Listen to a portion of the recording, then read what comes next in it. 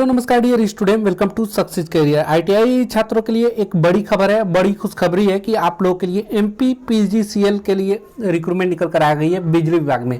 इसमें आईटीआई के कई ट्रेडों के लिए निकला हुआ है, जिसका एज 18 से 40 है वो अप्लाई कर सकता है और ये ऑल ओवर इंडिया एलिजिबल है, यानी कि आप किसी भी स्टेट से होंगे तो इस फॉर्म को भर सकते हैं। ये परमानेंट जॉब है जिसमें आपकी सैलरी 25,300 से लेकर 80,500 रुपये तक होने वाला है। ठीक है, तो इस फॉर्म की सभी नोटिफिकेशन को हम डिटेल से डिस्कस करने वाले हैं। फॉर्म को कहाँ से अप्लाई करना है, कब से अप्लाई करना है, लास्ट डेट क्या है, ठीक है, सारी हम डिस्कस करने वाले हैं। आपके ट्रेड में कितनी पोस्टें आई हैं वो सभी हम इस वीडियो में डिस्कस करेंगे। एक छोटी सी रिक्वेस्ट है, यदि आप चैनल पे पहली बार होंगे तो चैनल को सब्सक्राइब कर लें कि ऐसे ही नोटिफिकेशन आपको मिलती रहे। साथ में टेलीग्राम और व्हाट्सएप ग्रुप को ज्वाइन कर लें। चलिए हम लोग नोटिफिकेशन को डिस्कस करते हैं।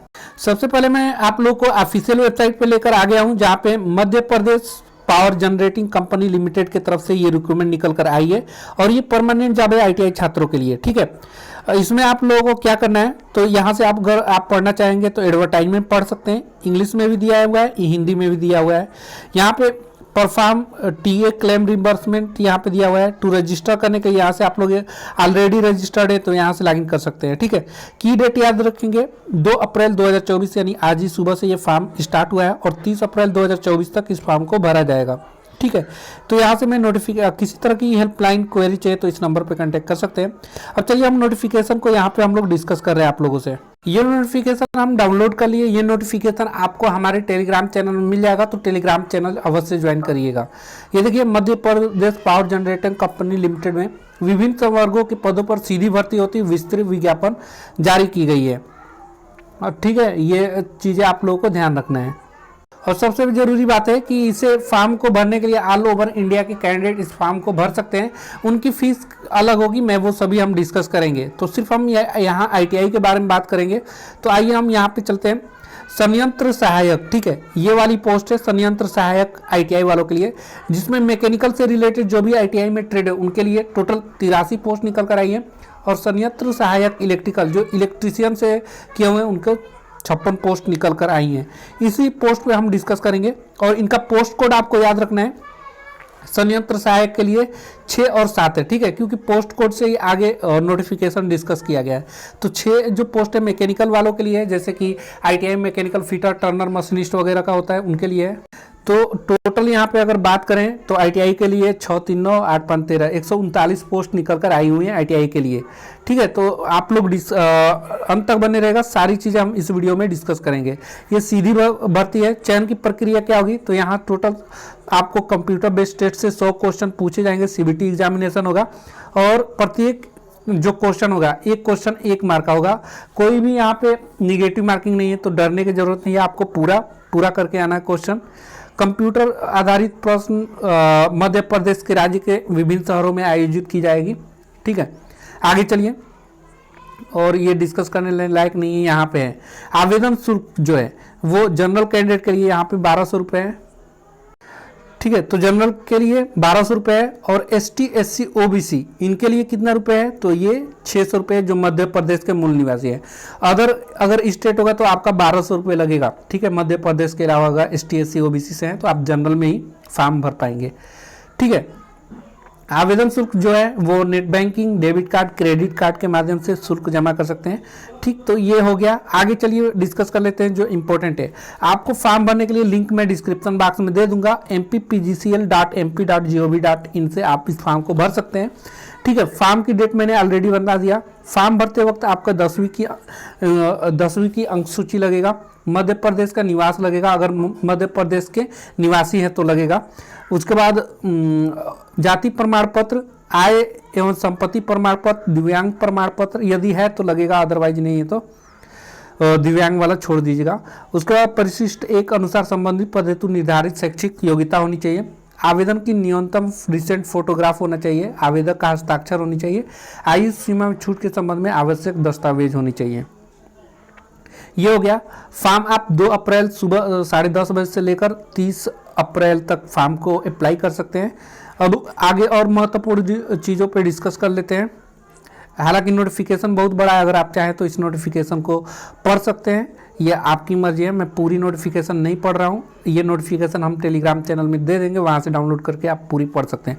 अब आइए क्वालिफिकेशन की बात करें, तो मैं यहाँ पे पोस्ट कोड 6 और 7 की डिस्कस करूँगा ना। ये 5 आ गया, फिर पोस्ट कोड 6। देखिए ये मैकेनिकल वाले, जो ITI में मैकेनिकल ट्रेड कौन कौन से एलिजिबल होंगे, तो यहाँ से राज्य शासन अथवा भारत सरकार द्वारा मान्यता प्राप्त शिक्षा मंडल से हाई स्कूल परीक्षा उत्तीर्ण machinist, fitter, welder, HP welder, mechanic pump, mechanic वाहन, मोटर मैकेनिक, डीजल मैकेनिक, ठीक है। ट्रेड में मध्य प्रदेश शासन या भारत सरकार द्वारा मान्यता प्राप्त संस्था से नियमित ITI ट्रेड प्रमाण पत्र होना चाहिए, यह आपका होना चाहिए, ठीक है। और देखिए यदि अगर मध्य प्रदेश के मूल निवासी हैं और OBC कैंडिडेट है तो आपको 65% होना चाहिए आपके ITI में, ठीक है। और अदर यहाँ पे देखिए दिया हुआ है, पूर्ववर्ती मध्य प्रदेश राज्य विद्युत मंडल की उत्तरवर्ती कंपनियों में कार्यरत नियमित कार्मिकों हेतु न्यूनतम 60% होना चाहिए। तो ये आपके लिए इंपॉर्टेंट नहीं है। आगे आइए 7वें के लिए, संयंत्र सहायक इलेक्ट्रिकल के लिए। तो पोस्ट कोड 7 के लिए संयंत्र सहायक इलेक्ट्रिकल के लिए इसमें क्या है कि आप इलेक्ट्रीशियन या वायरमैन या इलेक्ट्रॉनिक्स या इंस्ट्रूमेंट ट्रेड से मध्य प्रदेश शासन या भारत सरकार यानी कि NCVT द्वारा अगर किए हुए हैं तो आप अप्लाई कर सकते हैं। यानी कि SCVT अगर आपने किया हुआ है तो मध्य प्रदेश होना चाहिए, अदरवाइज NCVT है तो अदर स्टेट वाले भी अप्लाई कर सकते हैं, NCVT वाले, ये बोला जा रहा है। चलिए और आगे हम लोग डिस्कस कर लेते हैं सर्टिफिकेट ITI इलेक्ट्रिकल ट्रेड। चलिए ये इंपॉर्टेंट नहीं है, बाकी आगे डिस्कस कर लेते हैं जो भी इंपॉर्टेंट है। और साथ में इसकी तैयारी के लिए आप लोगों को बता दूं, success career mobile app download कर लीजिएगा, वहाँ पे आपको टेस्ट सीरीज मिल जाएगा। तो टेस्ट सीरीज जल्दी बना दिया जाएगा, आप इसको सक्सेस कैरियर मोबाइल ऐप को आप लोग जरूर डाउनलोड कर लीजिएगा, लिंक आपको डिस्क्रिप्शन बॉक्स में दे देंगे।